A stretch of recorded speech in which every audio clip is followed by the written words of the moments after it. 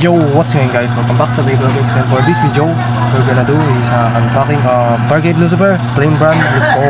Pumili pa po natin. So, binusan po na to. Binalik ko na kami. Pinalik ko na yung sticker niya guys. Yan. So, okay, parts by parts. So, first ay bearing Mobius. So, Mobius siya na may bearing sa loob.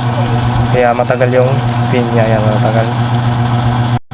Next is illegal disc. Originate from Saints Achilles. Medyo heavier and para siyang over. Next is 10 armor, so originate from Raw Bahamut. Meron din ito kay Gatling Dragon pag trip nyong mangulik ng ganitong armor. Next is the blade. Meron siyang sticker yan, mga green na yan. So ang gimmick niya is ito, barrier. Ito. Kaya nga barricade, ito barrier. Umubo ka yan, parang bulaklak. Mas malaki pa siya sa barrier ni Valiant Lucifer. And medyo hollow siya ng konti, pero okay naman. So next is DB Core Lucifer. So may sticker din siya din eh. Kulay green yung mata yun, no? Pero medyo malamya-lamya ng konting kulay. And then sa teeth, yun yung teeth. Okay naman, dalawa. Okay naman. Okay, assemble. Ayan, nagit. So bago yung test battle and test pin, click check. Okay naman. Okay, let's have a test pin and test battle. Wow. Okay naman, no? Okay mga lodi, let's have a test pin. Go. Yeah, kita niyo yung barrier. Oh, sheesh. Pero kung sa standard ko yung pinaikot ay nagdulos lang. Okay, test battle. Test battle.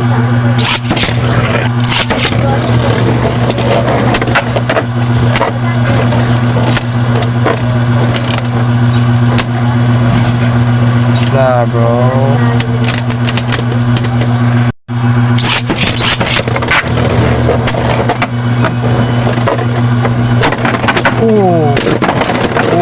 Binarsa.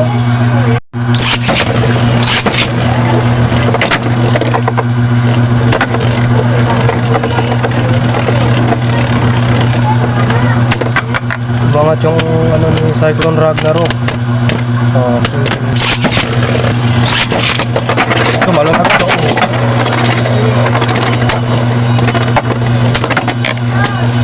Wala na yung barrier. Mahina pa rin.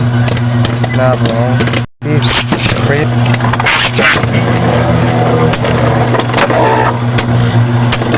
Panawagan pa. Ganun din. Yun yung baril Romano.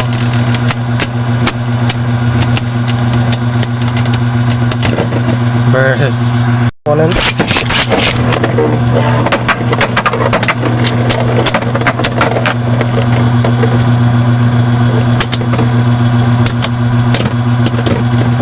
Rematch.